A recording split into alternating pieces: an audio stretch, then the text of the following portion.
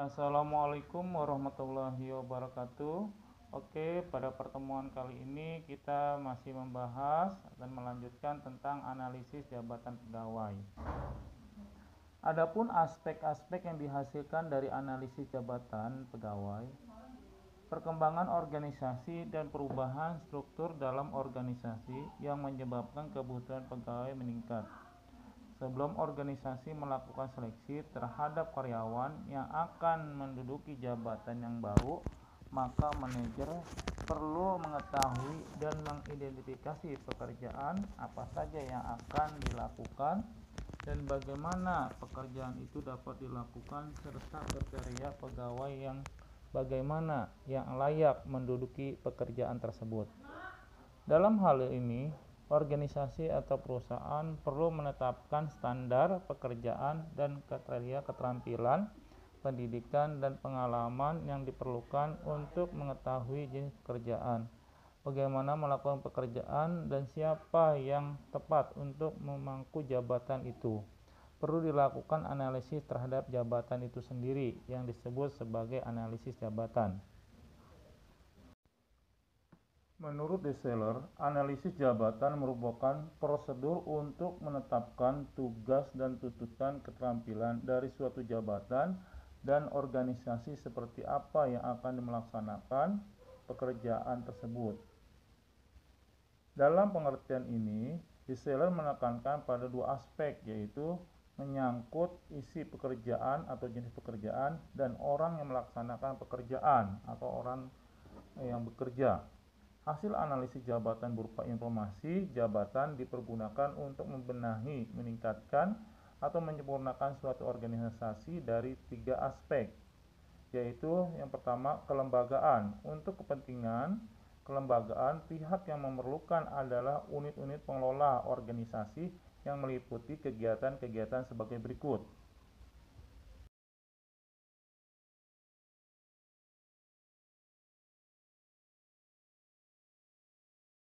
Yang kedua adalah kepegawaian. Untuk kepentingan kepegawaian, pihak yang memerlukan informasi jabatan adalah unit pengelola kepegawaian yang meliputi kegiatan-kegiatan sebagai berikut. Yang pertama, pengurusan calon pegawai. Yang dimaksud dengan pengurusan calon pegawai seperti rekrutmen pegawai, seleksi pegawai, dan penempatan pegawai.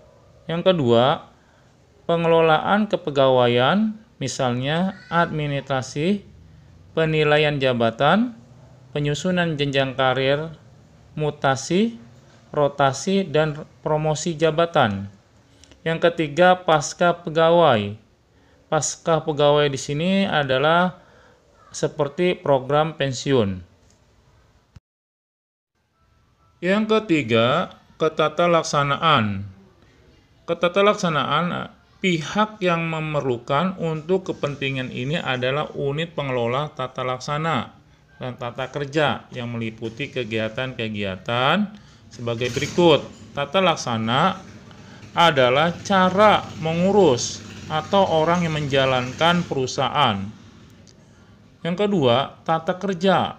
Tata kerja adalah suatu cara yang mengatur sebuah pekerjaan atau perusahaan agar terlaksana dengan baik dan tepat. Kemudian adalah metode analisis jabatan.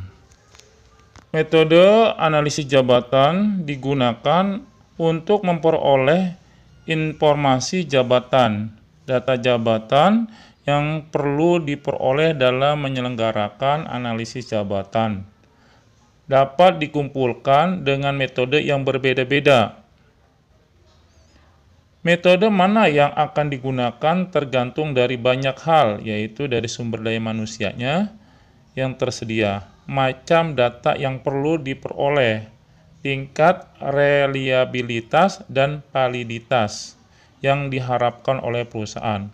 Metode yang umum digunakan dalam mengumpulkan data jabatan biasanya menggunakan metode observasi dan interview.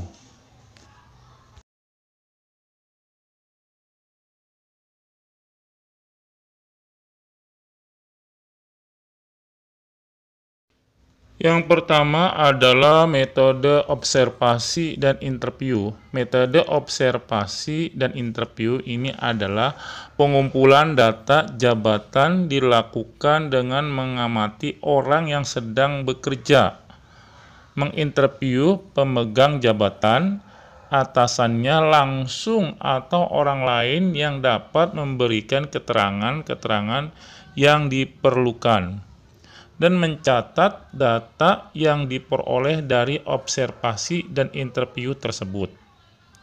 Metode observasi sangat tepat jika dilakukan pada jenis pekerjaan yang bersifat berulang-ulang. Penggunaan metode observasi memungkinkan analisis jabatan dilakukan dengan mengamatan pekerjaan di lapangan, walaupun sifatnya pengamatan, namun tidak seharusnya analisis mengamati secara kontinu perkembangan dari waktu. Yang kedua adalah metode daftar pertanyaan. Untuk mengumpulkan data jabatan dapat juga digunakan daftar pertanyaan. Daftar ini dibagikan kepada para karyawan atau pegawai dengan mereka diminta kesediaannya untuk menjawab pertanyaan-pertanyaan yang telah dicantum dalam daftar tersebut. Metode daftar pertanyaan ini dikenal juga dengan nama metode kuesioner. Yang ketiga, metode studi referensi. Data jabatan disusun oleh suatu tim dengan menafsirkan, merumuskan, menjabarkan fungsi dan tugas organisasi, laporan kerja harian, publikasi teknis ke dalam pekerjaan pegawai. Publikasi yang dimaksud di sini seperti instruksi pelayanan mesin, tata cara penetapan kenaikan pangkat, tata cara penerimaan dan pengangkatan calon pegawai negeri sipil, dan lain-lain dan sebagainya. Yang keempat, metode kombinasi. Untuk memperoleh data yang memenuhi persyaratan reliabilitas, validitas, lengkap, cermat, dan representatif, maka dapat digunakan kombinasi 2 atau lebih metode pengumpulan data analisis jabatan.